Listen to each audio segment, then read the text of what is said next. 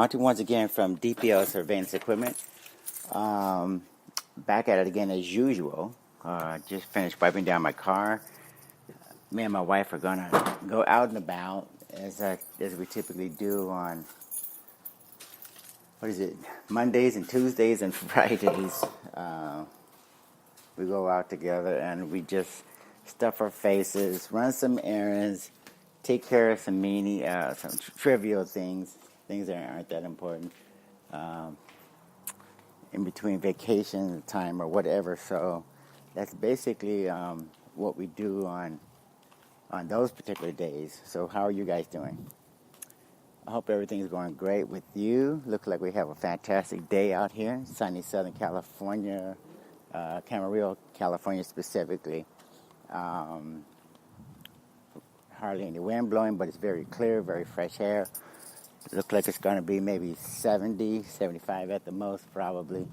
Just very beautiful weather overall. Perfect day for short pants and dongs and just summertime wear, which is pretty much the norm here. So this is what California is all about, basically. So anything going on in the news, you guys? Let's see. From my perspective, it looks like... let's see, anything meaningful that I read? I'm trying to remember.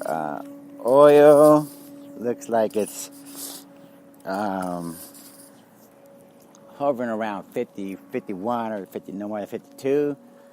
There's good news and bad news about oil. I think I covered it already, but I'll cover it again. Just 1 second.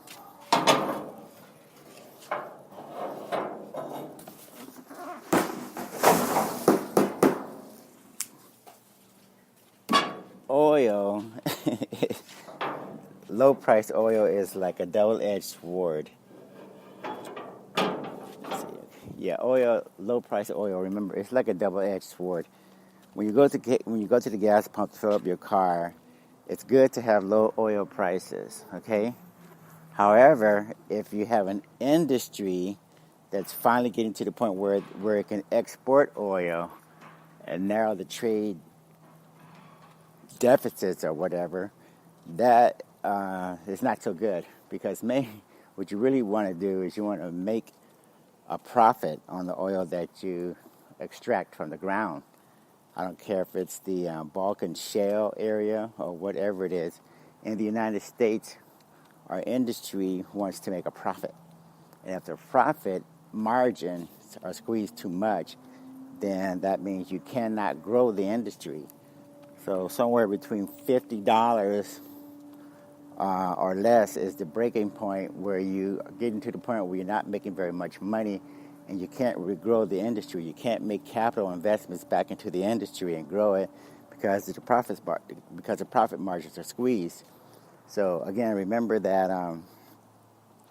despite what Trump is saying, the companies that actually are drilling for oil, they want to make money just like everybody else, and you don't make money by giving away your products. so that could be a problem. Not to mention all of the employees and such that are employed in the industry of extracting shale in the Balkan Shale region, and also real estate, which we're going to cover in this particular podcast article. The real estate sector is definitely showing some cracks, and I think you investors, you may have an opportunity to pick up some cheap properties, definitely, if you have the staying power. Remember, it's usually not so much a matter of buying right now. You can buy cheap houses and stuff like that. I think that's going to happen anyway. If it's not happening already, you're going to be able to pick up some cheap properties. But the question is, how long can you hold them until it becomes profitable? In other words, when you put out the capital, if you can't get a decent return on your investment, and 1 year becomes two becomes 3, 4, or 5 years, where you're operating in the red, now you got a problem, right? Because everybody and their brother-in-law is actually getting into buying property to rent them out, rent the properties out. I don't care if it's single family or multifamily. Some big players are starting to take a look at it. I think Blackstone and a number of others are putting lots of money into buying up major developments, and they're renting them out. So you got some big players that are going to be definitely that you're going to be competing with. So you have to make sure you're well capitalized if you're going to be in if you're going to be in that game, in the rental business. Even investment is the same thing. You gotta hang in there and be committed for the long run, because the days of quickly turning a profit just because you bought a property yesterday or something, the days of quickly turning that and flipping it, I think that's long gone. So just a word of warning. And for those of you who are extracting equity, I don't care if it's to pay down credit cards or whatever, as we're gonna find out in the article, that may not be the best strategy. Okay, so be careful about taking upon too much debt right now. Leave your 401k alone. Leave your home equity alone, because I think we're in a recession, and it's going to get more obvious. And it's not the time to take on debt not going into a slowdown. You don't take on debt going into a slowdown. You pay down debt going into a slowdown, because it'll be harder to generate more income if things are already slow. Anyway, my name is Monty Henry, owner of DPL Surveillance Equipment. I run a full-service surveillance and security equipment company. We have lifetime guarantees and warranties on all the products, 24/7, 365 tech sales and customer support. We have the largest inventory of items, and not only can you buy it, but you can rent and lay away as well. Ever-growing video library, articles, directory, podcasts, blogs, and articles. We cover healthcare, or health and fitness rather, economics and finance. We cover cybersecurity. We cover, what else? Health and fitness, economics and finance, cryptocurrencies, including Bitcoin. And then we have a miscellaneous category, surveillance and counter-surveillance, anti-terrorist products and technologies. We covered that too. I think I said cybersecurity. Anyway, we cover a lot, put it that way, in the articles directory. So go and check it out and look at the videos and listen to the podcast, watch the videos and read the articles. There's a lot of good stuff over there. All of it's free, all of it's educational. And comment in the comment section, give us some feedback if you want. That'll be fine. We accept Bitcoin, cryptocurrencies, Ethereum, and Litecoin in the shopping cart. We want to poke a finger in the eye of the traditional fiat finance industry. We want you guys to understand that's a dying industry. They don't want to innovate. They don't want to offer you the opportunity to move ahead and grow your wealth. They want to keep you on a tight leash. They want you to report, and they want to monitor your finances and restrict what you can do, what you can't do with your money. Tell you who you can send money to, where you can get it from, and all that stuff. So remember, all of these restrictions, they don't happen in the cryptocurrency space. When you send money through Bitcoin, Ethereum, and such, no one cares who you are. No one cares what age you are, what nationality, race, creed, or color, or religion, sexual preferences. It doesn't matter. Not in the cryptocurrency space. Can't say the same in the fiat world. You just try to go to PayPal and do business or send money to a country that's not on their approved list. Okay, just try to use your credit card for certain transactions that are banned by MasterCard and Visa and those guys, and see how far you get. Anyway, I'm moving right along. The website is newly redesigned. We have notification and features, and that includes a subscribe and unsubscribe button, where if you want to subscribe to our articles as we post them, you'll get notifications in your browser. It's like YouTube or Facebook or something. And what else? I was going to say, newly redesigned, just works good, works smart, fast, and all that. That's the way our website works. Good, smart, and fast, efficiently. Hopefully, you'll experience the same thing. Let's take a look at this article. Okay. and see what are we covering. Now, I made a reference to people borrowing money either from their 401ks or from their houses. Now, Donald Trump says we're in a booming economy, right? But I'm giving you guys a lot of information that contradicts that. When you look at the stats, when you look at the numbers, they indicate that the economy is not booming for everyone. Maybe the wealthy people, but definitely not for the majority of the people who are tapping out their 401ks, treating it like an ATM machine. Same with their homes, treating it like an ATM machine, withdrawing money to put it on to pay off credit cards from their homes. Okay, basically swapping unsecured debt for secured debt, which is not a good strategy. Let's move. Let's see what the article has to say about it. Borrowers are tapping their homes for cash even as rates rise. Again, borrowers are tapping their homes for cash even as rates rise. The trend is a sign of an economy that has sharply pushed up home prices but left paychecks growing much more slowly. Rising mortgage rates are crushing much of the refinancing market, but Americans are still using refis to pull cash out of their homes. More than 80% of borrowers who refinanced in the third quarter chose the cash out option, withdrawing $14.6 billion in equity out of their homes, according to government-sponsored mortgage corporation Freddie Mac. That is the highest rate of cash out refis since 2007.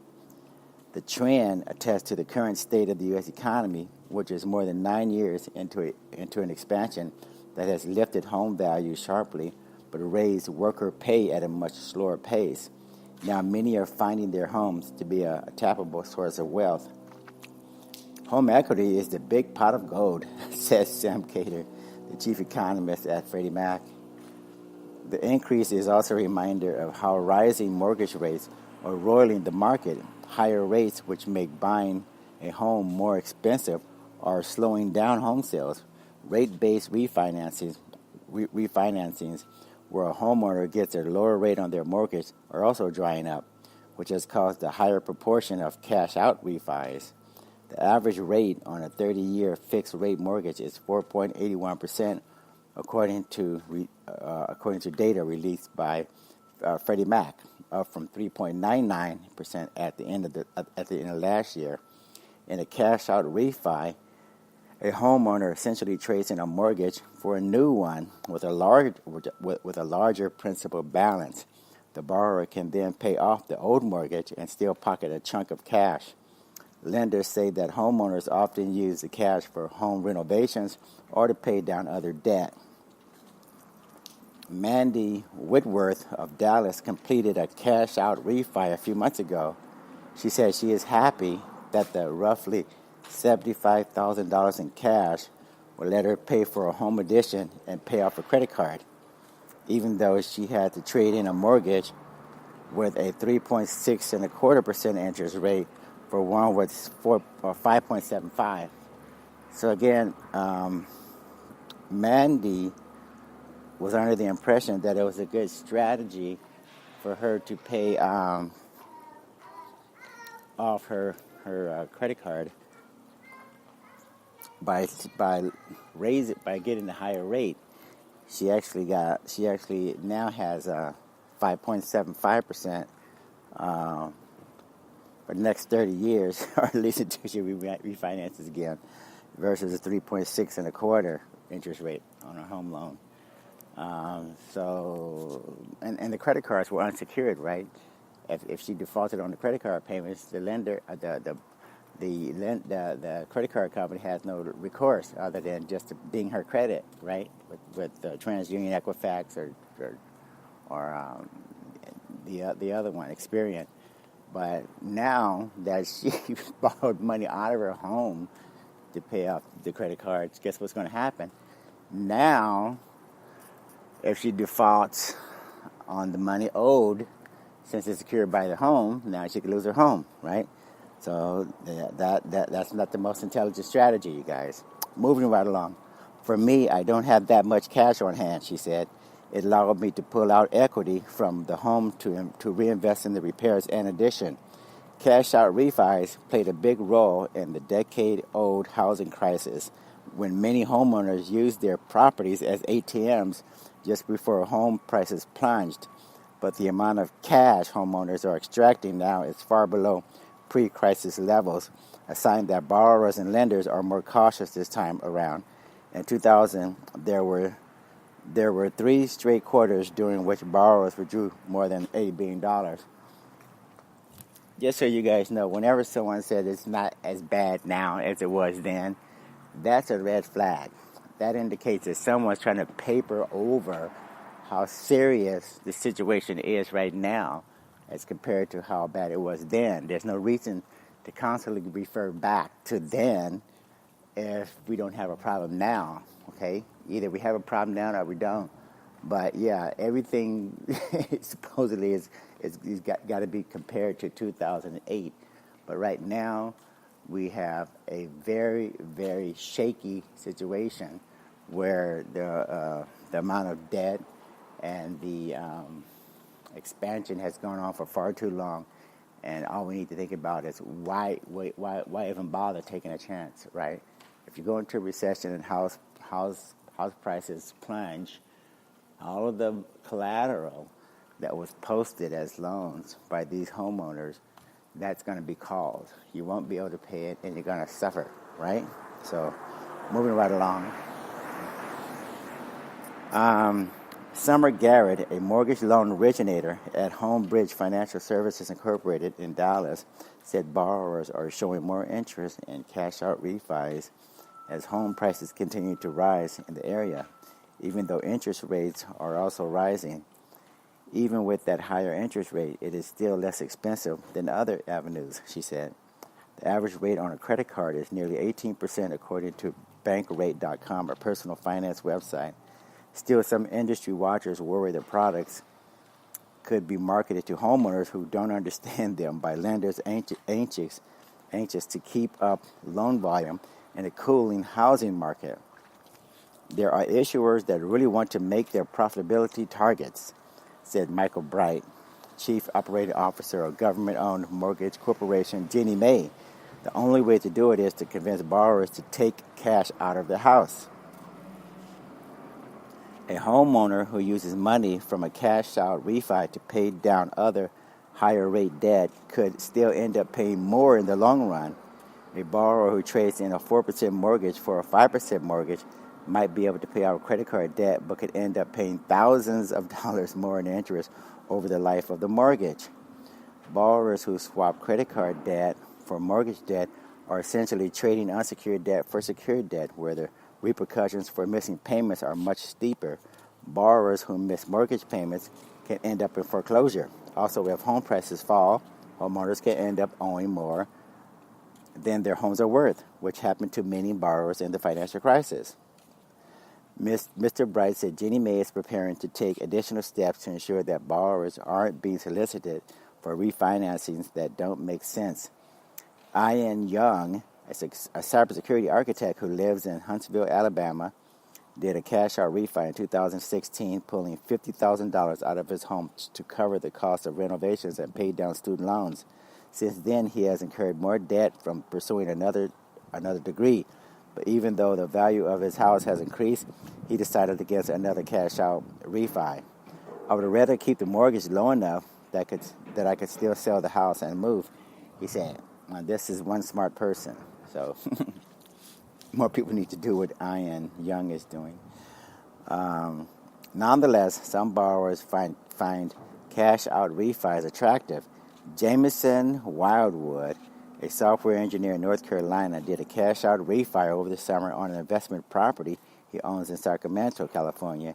He used the approximately $31,000 he pocketed to make another real estate investment. I think the market, especially in California and other areas, has increased a lot. So there's a lot of equity that active investors can use to make more investments, he said. For me, it was a great way of putting those funds to work. I don't know. This sounds like a stupid strategy to me.